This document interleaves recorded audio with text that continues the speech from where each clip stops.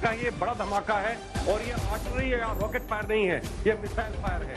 ये चौथा धमाका हुआ है, लेकिन यहाँ एक और बहुत बड़ा धमाका हुआ है। ये बहुत बड़ा चौथा धमाका है, ये बड़ा धमाका है। चित्रा, जब आप अपने मेहमानों से सवाल ले रहे थे, 2 और बम धमाके हुए हैं, तो टोटल धमाके जो सुबह से अब तक 10 हो चुके हैं। देखिए, अभी एक धमाका और हुआ है जस्ट 5 मिनट पहले।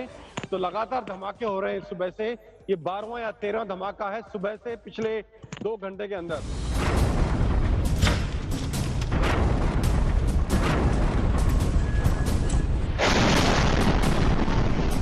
जंग यूक्रेन में सत्ता परिवर्तन की है।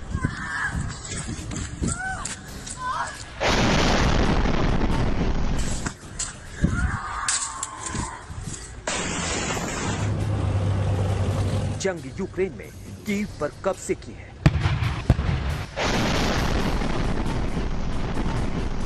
कल तक जिस कीव के बाहरी इलाके धमाके से गूंज रहे थे, आज वहां शहर के अंदर धमाकों की गूंज तेज हो गई है। सुबह से एक के बाद एक धमाके कीव में सुनाई दे रहे हैं।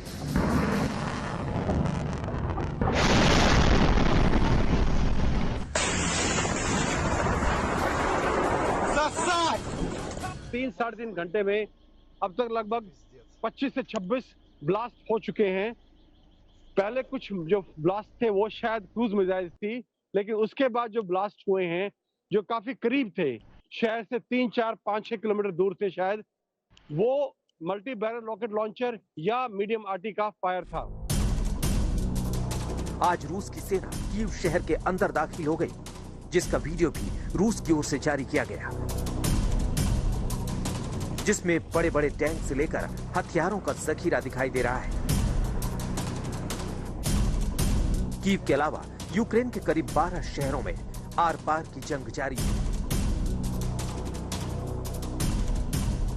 रूस के हमले तेज हो रहे हैं, वहीं यूक्रेन की आम जनता भी अब रूस की सेना के खिलाफ डटकर खड़ी है।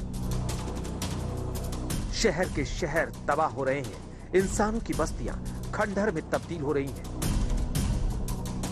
स्कूल से लेकर रिहायशी इलाके, सरकारी दफ्तरों से लेकर अस्पताल तक, हर धमाका अपने पीछे बर्बादी की तस्वीर छोड़कर जा रहा है।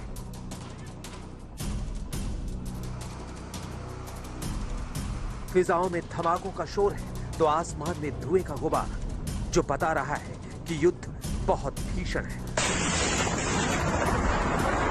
रूसी सेना ने दक्षिणी शहर खेरसन में एक टीवी प्रसारण टावर को जब्त कर लिया। शहर में गलत सूचना फैलाने के मद्देनजर टीवी टावर को जब्त कर लिया गया है। रूसी सेना ने जिप्लोमीर शहर में एक और स्कूल उड़ाया, जिसके बाद अब तक करीब 25 स्कूली इमारतें ध्वस्त होने का दावा किया जा रहा है। बुके शहर में यूक्रेन का दोबारा कब्जा हो गया है। ये शहर रूस ने अपने कब्जे में ले लिया था। इस बीच एक बार फिर दावा किया गया है, यूक्रेन के राष्ट्रपति जेलेंस्की को मारने की कोशिश नाकाम हुई है।